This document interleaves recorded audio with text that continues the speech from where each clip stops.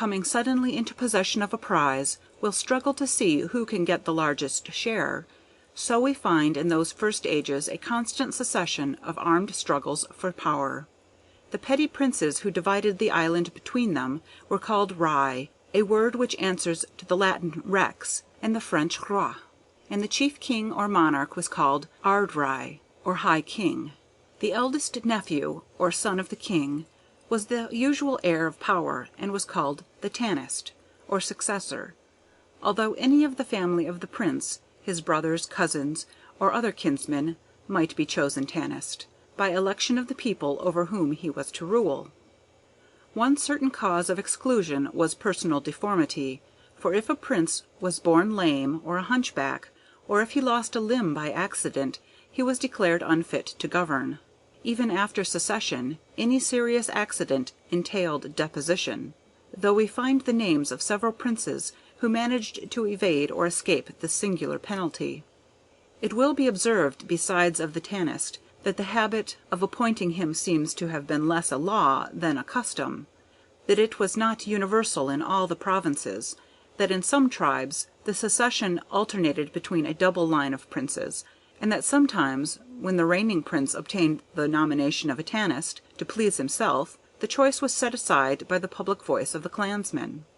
The successor to the Ard Rai, or monarch, instead of being simply called Tanist, had the more sounding title of Roydamna, or king successor. The chief offices about the kings, in the first ages, were all filled by the Druids, or pagan priests. The Brehons, or judges, were usually Druids, as were also the bards, the historians of their patrons.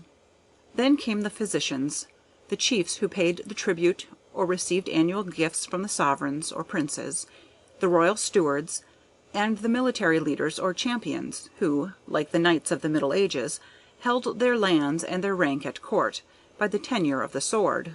Like the feudal dukes of France and barons of England, these military nobles often proved too powerful for their nominal patrons, and made them experience all the uncertainty of reciprocal dependence. The champions play an important part in all the early legends. Wherever there is trouble, you are sure to find them.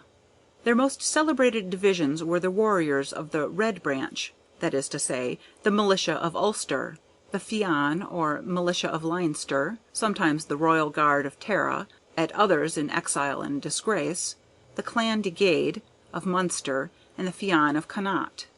The last force was largely recruited from the Belgic race, who had been squeezed into that western province by their Milesian conquerors, pretty much as Cromwell endeavoured to force the Milesian Irish into it, many hundred years afterwards.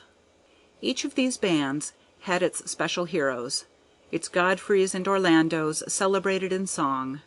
The most famous name in Ulster was Suchulian, so called from Su, a hound, or watchdog, and Ulian, the ancient name of his province. He lived at the dawn of the Christian era, of equal fame with Finn, the father of Ossian, and the Fingal of modern fiction, who flourished in the latter half of the 2nd century. Gall, son of Morna, the hero of Connaught, one of the few distinguished men of Belgic origin whom we hear of through the Milesian bards, flourished a generation earlier than Finn, and might fairly compete with him in celebrity, if he had only had an Ossian to sing his praises. The political boundaries of different tribes expanded or contracted with their good or ill fortune in battle. Immigration often followed defeat, so that a clan, or its offshoot, is found at one period on one part of the map and again on another. As surnames were not generally used either in Ireland or anywhere else till after the 10th century, the great families are distinguishable at first only by their tribe or clan's name. Thus in the north we have the High Neil race, in the south the Eugenian race, so called from Neil and Egan, their mutual ancestors. We have already compared the shape of Erin to a shield, in which the 4 provinces represented the 4 quarters. Some shields have also bosses, or centerpieces, and the federal province of Meath was the boss of the old Irish shield. The ancient Meath included both the present counties of that name, stretching south to the Liffey and north to Armagh. It was the mensal de mesna, or board of the king's table. It was exempt from all taxes. except those of the Ard Righ, and its relations to the other provinces may be vaguely compared to those of the District of Columbia to the several states of the North American Union. Ulster might then be defined by a line drawn from Sligo harbour to the mouth of the Boyne, the line being notched here and there by the royal demesne of Meath. Leinster stretched south from Dublin triangle-wise to Waterford harbour, but its inland line towards the west was never very well defined, and this led to constant border wars with Munster. The remainder of the south to the mouth of the Shannon composed Munster, the present county of Clare, and all west of the Shannon north to Sligo, and part of Cavan going with Connaught. The chief seats of power in those several divisions were Tara, for federal purposes, Emania, near Armagh, for Ulster, Leenan for Leinster, Cashel for Munster, and Cruisean, now Rathcrogan in Roscommon, for Connaught. How the common people lived within these external divisions of power it is not so easy to describe. All histories tell us a great deal of kings and battles and conspiracies, but very little of the daily domestic life of the people. In this respect, the history of Erin is much the same as the rest, but some leading facts we do know. Their religion in pagan times was what the moderns called Druidism, but what they called it themselves we know not. It was probably the same religion anciently professed by Tyre and Sidon, by Carthage and their colonies in Spain, the same religion which the Romans have described as existing in great part of Gaul, and by their accounts we learn the awful fact that it sanctioned, nay demanded, human sacrifices.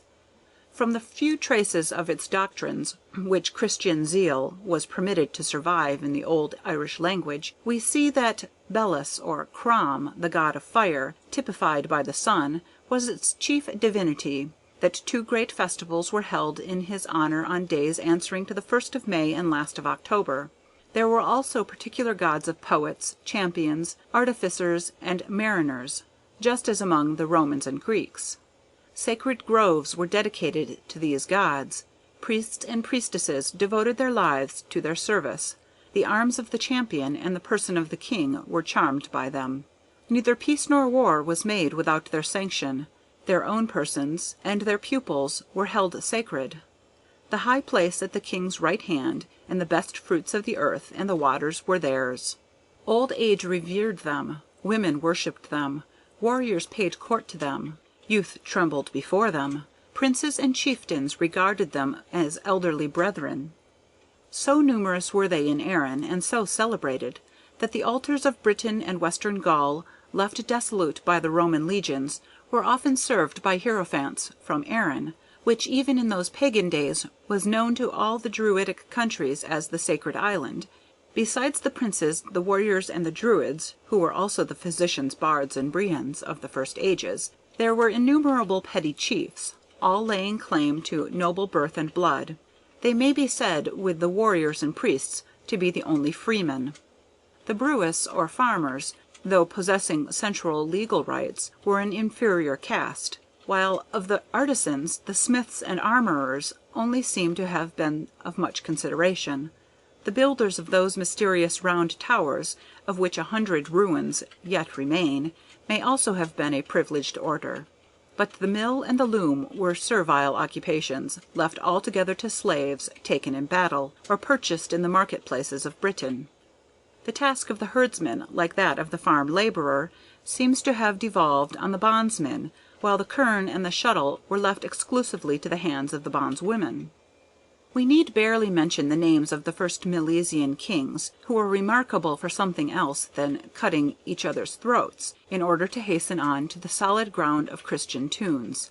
The principal names are Heber and Heremon, the crowned sons of Milesians. They at first divided the island fairly, but Heremon soon became jealous of his brother, slew him in battle, and established his own supremacy. Iriel the prophet was king, and built 7 royal fortresses, Tyrnmas, in his reign, and the arts of dyeing in colours were introduced, and the distinguishing of classes by the number of colours they were permitted to wear was decreed. Olama the wise established the Convention of Tara, which assembled habitually every 9th year, but might be called oftener. It met about the October festival in honor of Belus or Crom. Icade invented or introduced a new species of wicker boats, called casa, and spent much of his time upon the sea. A solitary queen named Macha appears in the succession from whom Armagh takes its name. Except Mab, the mythological queen of Connaught, she is the sole female ruler of Erin in the first ages. Owen, or Eugene More, the Great, is remembered as the founder of the notable families who rejoice in the common name of Eugenians. Leary, of whom the fable of Midas is told with variations. Angus, whom the after-princes of Alba, Scotland, claimed as their ancestor.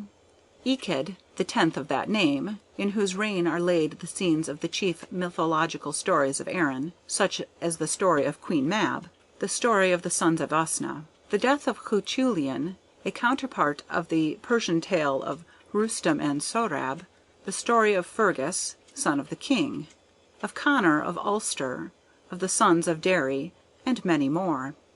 We next meet with the first kings who led an expedition abroad against the Romans in Crimthan, surnamed Neanari, or Nair's hero, from the good genius who accompanied him on his foray. A well-planned insurrection of the conquered Belgae cut off one of the Crimthan's immediate successors, with all his chiefs and nobles, at a banquet given on the Belgian plain, Moybolc, in Cavan, and arrested for a century thereafter Irish expeditions abroad. A revolution and a restoration followed, in which Moran, the just judge, played the part of monk to his Charles II, Tuathal, surnamed the Legitimate. It was Tuathal who imposed the special tax on Leinster, of which we shall often hear, under the title of Borua, or tribute. The Legitimate was succeeded by his son, who introduced the Roman lex talionis, an eye for an eye and a tooth for a tooth, into the Brehon Code.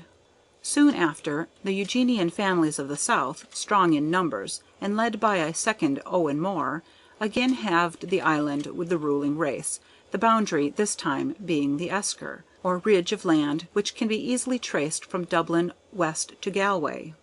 Oliad, a brave and able prince, succeeded in time to the southern half-kingdom, and planted his own kindred deep and firm in its soil, though the unity of the monarchy was again restored under Cormac Ulla, or Longbeard. This Cormac, according to the legend, was in secret a Christian, and was done to death by the enraged and alarmed Druids, after his abdication and retirement from the world, A.D. 266. He had reigned full 40 years, rivaling in wisdom and excelling in justice the best of his ancestors. Some of his maxims remain to us, and challenge comparison for truthfulness and foresight with most uninspired writings. Cormac's successors during the same century are of little mark, but in the next the expeditions against the Roman outposts were renewed with greater energy and on an increasing scale. Another Crimthan eclipsed the fame of his ancestor and namesake. Nial, called of the Hostages, was slain on a second or third expedition into Gaul, A.D. 405, while Dathy, nephew and successor to Nial, was struck dead by lightning in the passage of the Alps, A.D. 428. It was in one of Nial's Gaelic expeditions that the illustrious captive was brought into Erin, for whom Providence had reserved the glory of its conversion to the Christian faith, an event which gives a unity and a purpose to the history of that nation, which must always constitute its chief attraction to the Christian reader.